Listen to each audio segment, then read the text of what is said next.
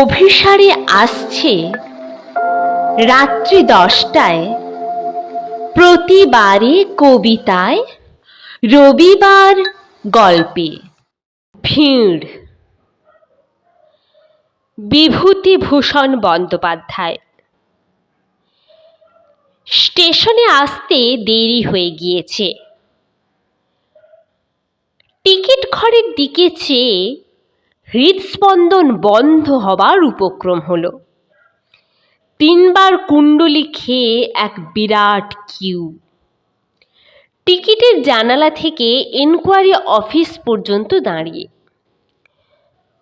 ঘড়ির দিকে অসহায়ভাবে তাকিয়ে সর্বাগ্রে চট করে সেই কুণ্ডলি পাকানো অজগর সাপের লেজের আগায় গিয়ে নিজেকে সুপ্রতিষ্ঠিত করলাম, নইলে আরো পিছিয়ে পড়তে হবে এক্ষুনি।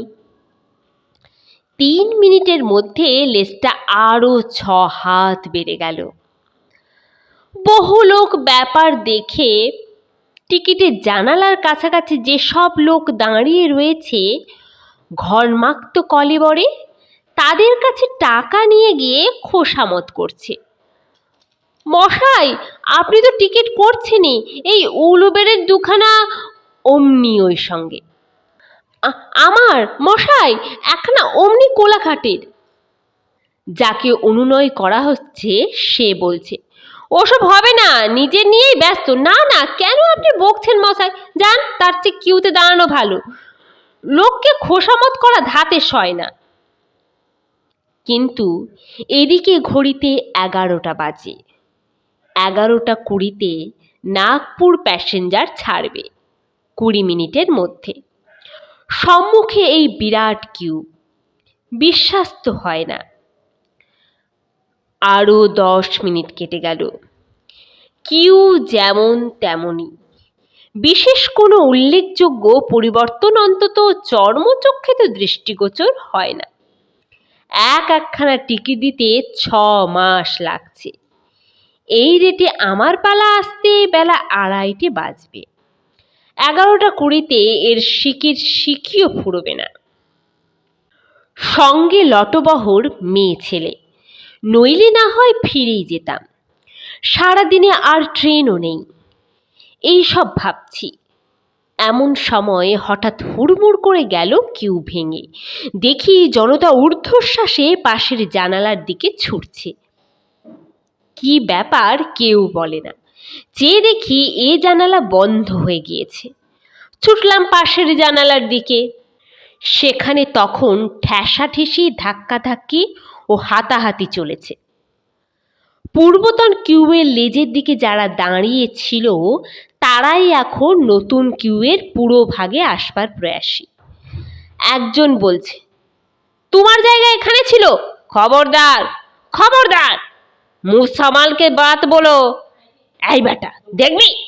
মুহূর্ত মধ্যে বিশৃঙ্খলা, কিরকিরি, অকথ্য ভাষণের বন্যা বয়ে গেল উভয় পক্ষে। আমি অতি কষ্টে প্রাণপণে জন 8 লোকের পেছনে জায়গা দখল করেছিলাম। মিনিট 10 পরে যখন টিকিটের জানালার কাছে আসবার পালা এলো, তখন আমার গন্তব্যস্থানের কথা শুনেই মেম সাহেব বললে, নট হিয়ার, নাম্বার 20। সে আবার কোথায়? না, ট্রেন পাওয়া যাবে না দেখছি। আর সময় নেই। যদি বা অতি কষ্টে একটু জায়গা করলাম, তাও কোনো কাজে এলো না। খুঁজে খুঁজে 20 নম্বরের জানালা বার করলাম। সেখানেও কিউ, তবে অত লম্বা নয়। একজন বললে, মশাই কোথায় যাবেন, আমায় দয়া করে একখানা খড়গপুরের। মেজাজ খারাপ হয়ে গেছে, রূঢ় স্বরে বললাম, কেন বিরক্ত করো বাপু?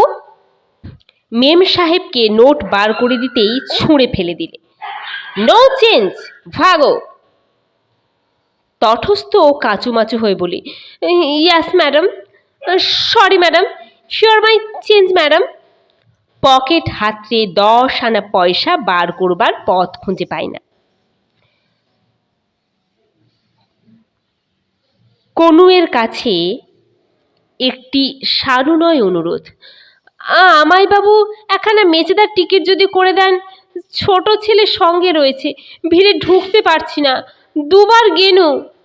মাথা তখন সম্পূর্ণ বেঠিক। বলি, ভাগো। বাবু দেন না একখানা, দুবার গেনু, নেহি হোগা, ভাগো। রাগের মাথায় হিন্দি বেরিয়ে পড়ে। টিকিট কাটা পর্ব সাঙ্গ করে ঊর্ধ্বশ্বাসে ছুটি গাড়ি ধরতে। মেয়েদের গাড়িতে জিনিসপত্র তুলে দিলাম, কারণ চেয়ে দেখে মনে হলো অতি কষ্টে নিজে উঠতে পারবো কিনা সন্দেহ। অসম্ভব ভিড় প্রত্যেক গাড়িতে।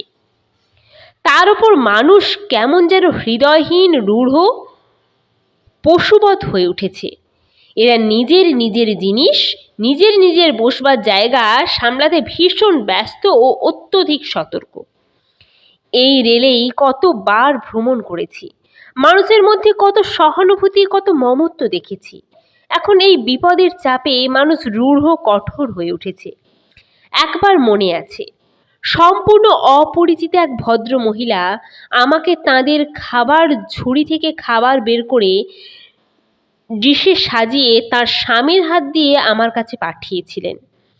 ভদ্রলোক আমার সামনে ডিশ রেখে বিনীতভাবে বললেন, একটু জলও যোগ করুন। আমি চমকে উঠলাম। হাওড়া থেকে একসঙ্গে ইন্টার ক্লাসে যাচ্ছে পাশাপাশি বেঞ্চিতে, অথচ একটা কথা বিনিময় হয়নি তাদের সঙ্গে আমার। জলখাবার দেওয়ার ব্যাপার ঘটল পরদিন সকালে কিউ স্টেশন। সংকোচের সঙ্গে বললাম, না না, এ কেন, আপনারা খান। না, সে শুনবো না, খেতেই হবে। এসব স্টেশনে খাবার পাওয়া যায় না, অনেক খাবার আছে আমাদের সঙ্গে, দয়া করে একটু মুখে দিন। কোথায় গেল সেসব দিন? এখন একখানা কচুরির মতো 3 ইঞ্চি ব্যাস বিশিষ্ট পুরীর দাম 1 আনা। মানুষের ভ্রাতৃভাব কোথায় উবে গিয়েছে। ট্রেনের জানালার বাইরে ভিখারির ভিড়। একজন শীর্ণকায় স্ত্রীলোক, কোলে তার একটি ছেলে, ইনিয়ে বিনিয়ে বলছে, বাবু তোমরা থাকতে আমরা ডুবে যাব, সমস্ত দিন খাইনি, 2 পয়সা দেন। একজন উত্তর দিলে, কোথা থেকে দেব বাপু, 40 টাকা চালেন মন, এবার সবাই ডুববে, যাও, হবে না। একটি রোগা হ্যাংলা গোছের লোক ময়লা পইতে বার করে ভিক্ষে করছে। কামরার ও প্রান্ত থেকে সে সুর করে প্রার্থনা বাণী উচ্চারণ করতে করতে আসছে শুনছি। তার নাকি অনেক কষ্ট, বাড়িতে বৃদ্ধা মাতা শয্যাগত, স্ত্রীপুত্র অনাহারে মরছে। যত কাছে আসে ততই দেখলাম নিজের মনে রাগ ও বিরক্তি জমে উঠছে। কাছে এলে মুখ খিচিয়ে বলি, এদিকে আর কোথায় আসছো, দেখছো ভিড়ের ঠেলা, না বাবা কোথাও খুচরো যে তোমায় দেবো, খুচরো অভাবে বলে চা খেতে পাইনি। গাড়ির ভিড় ক্রমশই বাড়ছে বলে সবাই গাড়ির দোর ঠেলে বন্ধ করে রেখেছে, কাউকে উঠতে দেবে না। জানালা গলিয়ে জোর জবরদস্তি করে লোক উঠে পড়ে দফায় দফায় মারামারির সৃষ্টি করছে। মশাই একটু সরে বসুন না। কোথায় সরে বসবো দেখুন, বাহ, ঘাড়ে এসে বসলেন যে, আপনি যে এতটা জায়গা জুড়ে বসে থাকবেন দেখছেন না ভিড়, তাই বলে আপনি ঘাড়ের উপর এসে বসবেন? খুব ভদ্রলোক তো। ভদ্রলোক তুলে কথা বলবেন না, সাবধান করে দিচ্ছি। কেন, নবাব খান যে খান নাকি, কিসের ভয়? তোমার এক চালায় বাস করি। খবরদার, মুখ সামলে তুমি করবে না বলছি, একটা চড়ে। অতঃপর বিরাট কুরুক্ষেত্রের সৃষ্টি। এক পক্ষে ভাঙা ছাতা, অপর পক্ষে মুষ্টিবদ্ধ হস্ত। গাড়ির লোকে হাঁ হাঁ করে উভয়ের মধ্যে এসে পড়ে তাদের ছাড়িয়ে দেবার চেষ্টা করতে লাগলো। চলল নানাবিধ সদ উপদেশ। এই সামান্যক্ষণ গাড়িতে থাকা, তার জন্য কেন ঝগড়া করা, বলে এই আদুল থেকেই তো লোক নামতে শুরু হবে। গাড়ি চলেছে, কলকারখানা, লোকের ঘরবাড়ি, ধানের ক্ষেত, প্রত্যেক স্টেশনে লোকে কামরার বাইরের হ্যান্ডেল ধরে ঝুলছে, প্রায় নাকি 2-1টা পড়ে গিয়ে মারাও যাচ্ছে। নতুন নতুন স্টেশনে, প্ল্যাটফর্মে কি ভীষণ ভিড়। এ প্রান্ত থেকে ও প্রান্ত পর্যন্ত লোকজন, মেয়ে ছেলে, ট্র্যাঙ্ক, বোঁচকা, পুঁটলি, গুড়ের ভাঁড়, চোরাই চালের বস্তা, ছাতি, লাঠি নিয়ে অধীর ব্যস্ততার সঙ্গে ছুটোছুটি করছে। যে করে হোক গাড়িতে উঠতেই হবে তাদের। আমাদের কামরায় যত লোক বসে আছে তার দুগুণ দাঁড়িয়ে রয়েছে। যারা ঢুকতে আসছে তাদের সকলকেই বলা হচ্ছে, আগে যাও, আগের গাড়ি খালি। শেষ স্তোক বা কেউ ভুলে আগে দেখতে যাচ্ছে, কেউ না ভুলে বলছে, কোথায় খালি বাবু, দেখে আসুন, পিঁপড়ে ঢোকানোর জায়গা নেই কোনো গাড়িতে, দেন একটু খুলে, দিনে রাতে একখানা গাড়ি।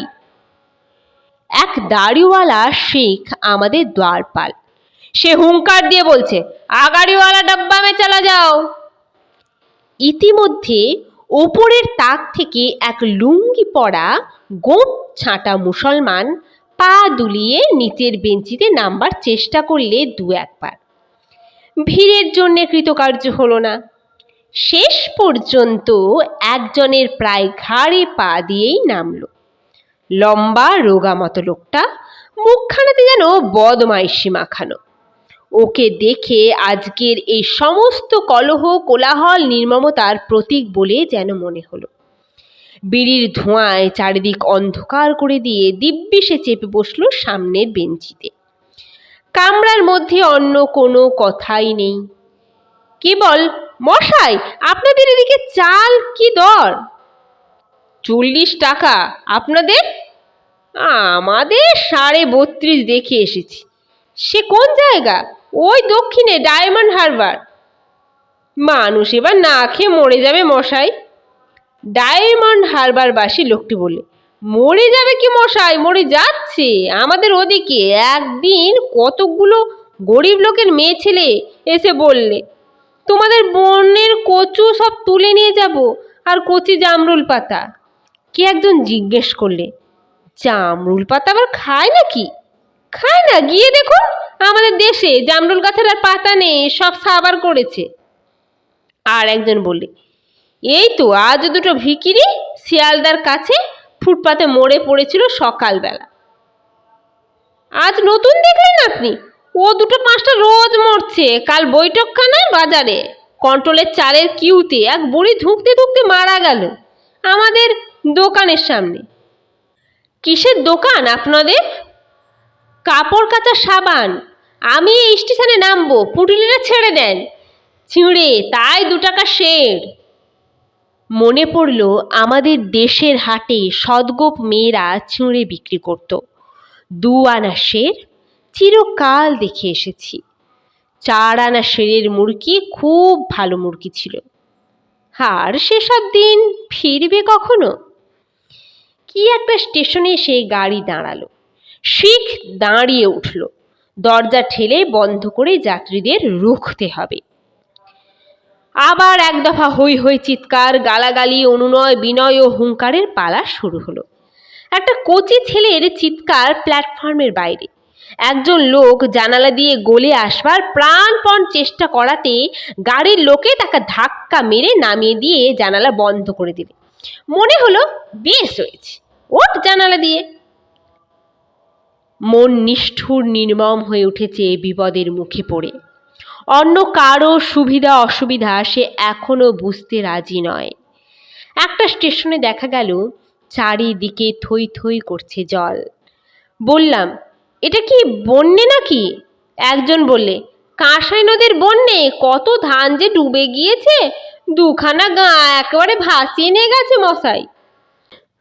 আমার মশাই 22 বছরের ছেলে। বলেই কোথাও কিছু নেই, লোকটা হাউমাউ করে কেঁদে উঠল। কি হয়েছে ছেলের? আর কি হবে বাবু, নেই। সেই খবর পেয়েই তো দেশে যাচ্ছি। কলকাতায় কলে চাকরি করি। আর বছর ঘোড়দৌড় ঝড়ে সব পড়ে গেল। আবার এবছর 22 বছরের ছেলেটা। আবার সে হাউমাউ করে কেঁদে উঠল। গাড়ি শুদ্ধ লোকের গোলমাল যেন মন্ত্র বলে স্তব্ধ হয়ে গেল। শিখ দ্বারপাল তার হুঙ্কার থামিয়েছে। কাছাকাছি 2-1 লোক সান্ত্বনা দেওয়ার কথা বলতে লাগলো। কি অসহায় ওর কান্না, কেঁদো না ভাই, কি করবে কেঁদে? আহা, 22 বছরের ছেলে, বাঁচা মরা কারোর হাতে নয় দাদা। নাও বিড়িটা ধরাও। ওই একটি পুত্র বিয়োগাতুর পিতার ক্রন্দনে গাড়ির আবহাওয়া যেন বদলে গেল এক মুহূর্তে। সূচাগ্র পরিমাণ স্থানের জন্যে যে নির্লজ্জ চেষ্টা ও আঁকড়ে থাকবার আগ্রহ, তা বন্ধ হয়ে গেল। সরে আসুন না, এদিকে জায়গা আছে। একটা ছোট ছেলে অনেকক্ষণ থেকে একটা নারকেল তেলের বোতল হাতে নিয়ে দাঁড়িয়েছিল। এতক্ষণ পরে একজন কে তাকে হাত ধরে বললে, বাবা এখানে বসো, কোনো রকমে হয়ে যাবে এখন। যে লুঙ্গি পরা লোকটিকে এতক্ষণ আমি গুন্ডার সর্দার বলে ভাবছিলাম, তার মুখের দিকে চেয়ে কেমন একটা করুণা ও সহানুভূতির উদ্রেক হলো।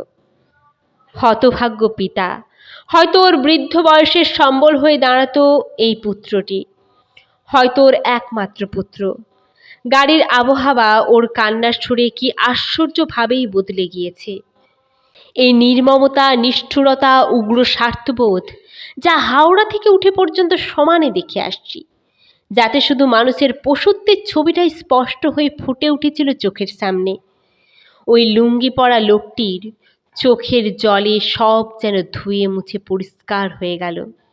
মানুষের লজ্জা হলো মানবতার অপমানে, যেন যেন সবাই সতর্ক হয়ে উঠল।